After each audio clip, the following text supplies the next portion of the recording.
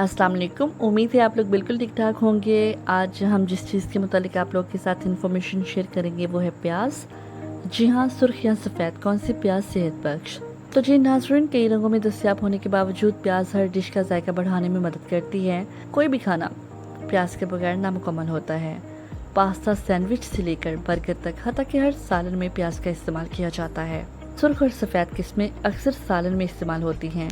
पकी हुई या कच्ची प्याज हर तरह से सेहत बख्श है, लेकिन प्याज की कौन सी किस्म सेहत बख्श है, सुर्ख या सफ़ेद? तो आज हम सफ़ेद प्याज के मुतालिक आप लोगों के साथ इन्फॉर्मेशन शेयर करेंगे जो कि आपके लिए मुफीद साबित होगी। माहिरीन ग़िज़ाइयत का कहना है कि सफ़ेद प्याज एंटीबायोटिक और एंटी सोजिश खसूसियात से भरपूर है। सफ़ेद प्याज को आम तौर पर पकवान बनाने के लिए इस्तेमाल नहीं किया जाता, लेकिन ये इंतहाई सेहत बख्श है।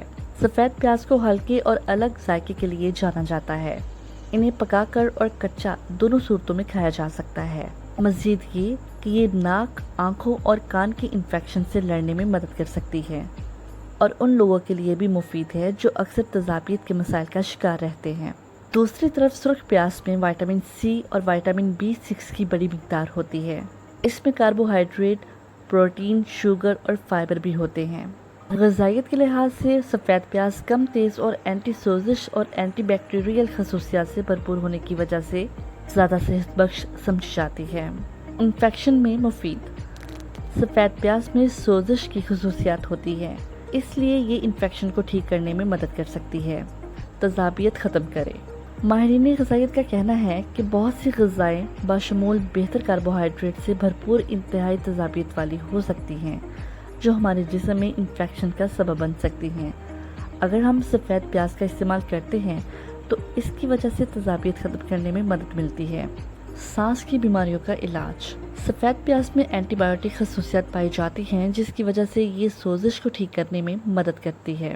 शहद के साथ सफ़ेद प्याज के जूस का इस्तेमाल खांसी का बेहतरीन इलाज है।